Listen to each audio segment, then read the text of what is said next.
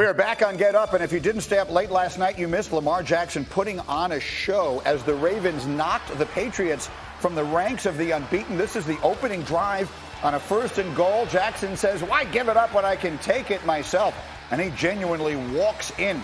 The Patriots defense had allowed 0 drives of longer than 6.5 minutes this year. The Ravens had 3 of them last night. They all ended in touchdowns. Third quarter, it's a game, and then, oh my goodness, he's playing a game all of his own. Lamar Jackson would eventually score here. They go up 30-20. Later in the fourth, same score.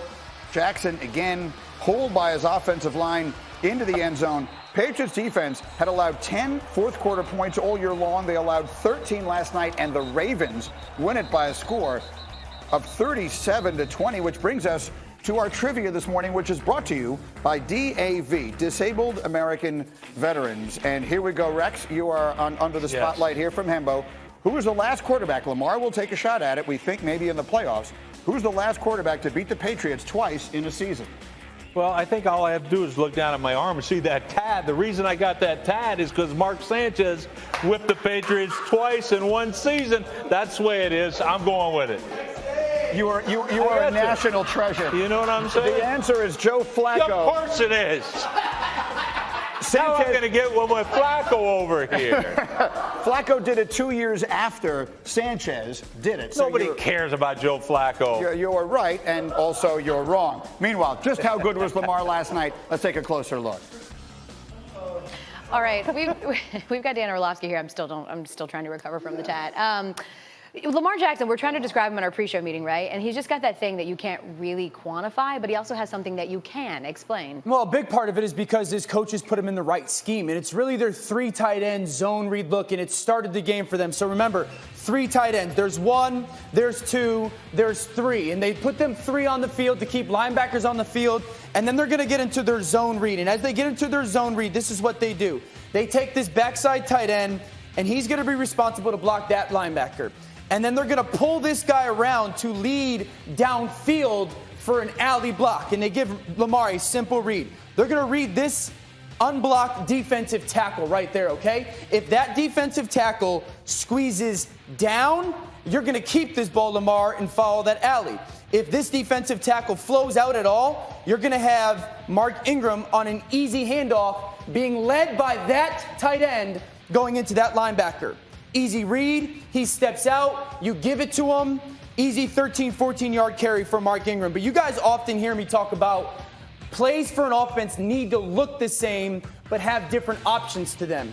Remember, I talked about 3 tight ends. They're on the field again.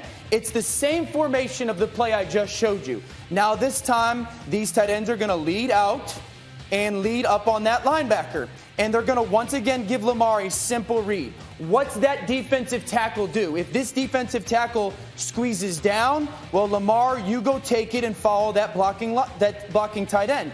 If this guy goes out, you would again give it to that running back with that lead blocking tight end. The defensive tackle squeezes down. He steps down because 3 plays before, he watched Lamar hand off to Mark Ingram for 13 yards. Look at this seam that you have created for your offense with a guy lead blocking. Lamar keeps it, becomes a 17-yard gain. Think about that as a defense. You presented me with the same personnel, the same formation, the same look, but you gave your quarterback an option off an unblocked guy. And listen, you could do it for a lot of quarterbacks, but when you do it with a guy who's got 4.3 speed, it's dangerous. And it's almost indefensible for a defense that because of that personnel and the quarterback running it. I know Bill Belichick well, though. I feel like he will counter in what could potentially have been a preview of the AFC Championship. I can confidently say, Greeny, what we saw yesterday between the Bears and Eagles will not be a preview of a conference championship. Accurate. Most likely not. Mitch Trubisky and Matt Nagy trying to stop a 3-game losing streak with enormous scrutiny on the play of the quarterback. And early on, the Eagle defense is all over him. Trubisky can't avoid the sack here. And then later in the second with the Bears down 12, 12-0. This one is going to be tipped and incomplete. Well, the story of the game early on for the Bears was, we're going to play in third down drop back game, and they could not throw the ball downfield, and the Eagles defensive line dominated. The Bears averaged 16 inches per play in the first half. Third quarter, Jordan Howard adding to the lead against his former team. The Eagles are up 19-0. But don't look now. This one was not all on Trubisky. He does bring the Bears back into the game. There's David Montgomery for a big game.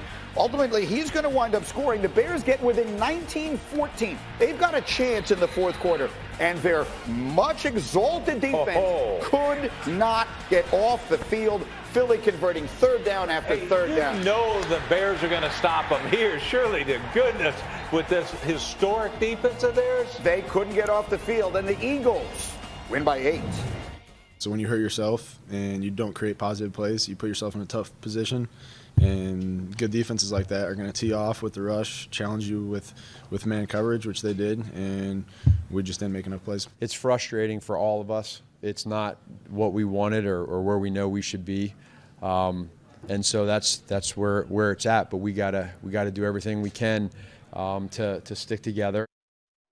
Okay, so there's a lot to unpack here from a Chicago team that was a double doink away last year from maybe making a deep playoff run. Now here they are back against that same team. What are you seeing in the quarterback play first and foremost? Well, I think it's very interesting the way Nagy has handled all of this. From telling Trubisky to go back and watch the TV copy so he can see his confidence and his body language. I mean, we're this deep into a season. You got a guy whose last year's QBR was number 3 in the entire league. Now you're telling him to watch the TV copy to see if his confidence has changed. Yes, his confidence has changed, and I would argue it's because the way Nagy is treating everything. Yesterday, what he does well, and the reason why he did have that number 3 QBR last year, is because he can move. Mitchell Trubisky is an athlete. Yesterday, there was 0 designed rollouts, 1 designed throw. Basically, they're having him just sit in there, take it, and hopefully his arm can handle it. And it's been proven time and time again this year that Mitchell Trubisky, with his arms and his feet planted, he cannot do it. It's just the way it goes. It's the way it is. And I believe, yes, Trubisky stinks this year, but also a lot of it has to be because of Nagy.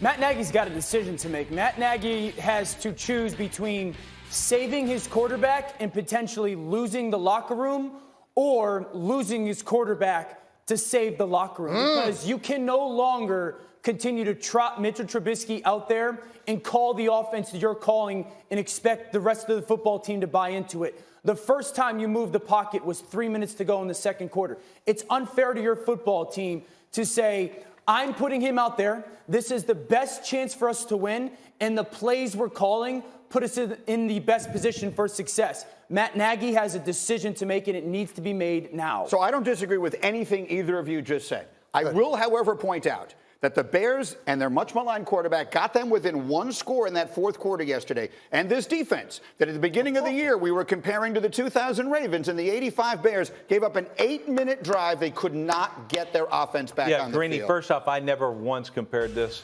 to the 85 Bears. That was out there. Their players were saying and all that. First off, you don't have Buddy Ryan on the sideline. Make no mistake. Hell, you don't have Rex Ryan on the sideline. And that's the truth. Just look at the stats.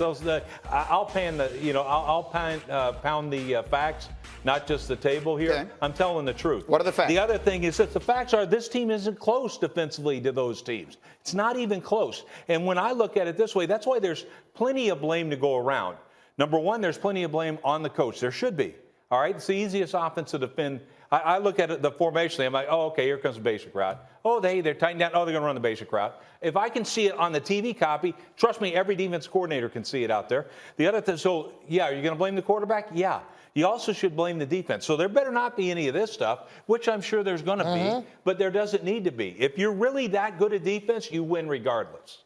Yeah, I mean, there's got to be some credit given to the Eagles in that moment, though, as well. I mean, of course. So that's the second straight week that they have gone on a fourth quarter, 8+ minute drive led by the quarterback to convert a bunch of third downs. I mean, that's the second straight week he's done it with third down, big time throws, some design, but getting the ball out to the right people in the right time. So I understand the talk about the Bears defense because they had gotten off the field a little bit. But this was another game in back-to-back weeks where Carson Wentz took a game over late and overcame some stuff to get a huge win at home for the Eagles. I look at it as the Eagles' offense and Wentz more than the Bears' defense. And if you're a football guy, 16 plays, 8+ minute, 4 third down conversions. I mean, that's just a beautiful piece of 4-minute offense there by the Eagles. Yeah. And that's going to be tough to stop, especially if they can do that against the Bears defense. That was once the 85 Bears. Oh, yeah, of course they were. This is a team that's supposed to win with their defense. You don't allow that to happen. And then there's this. To say the Jets hit a new low yesterday would be an insult to old lows everywhere. We'll talk about it next. It's Get Up on ESPN. Get that guy up.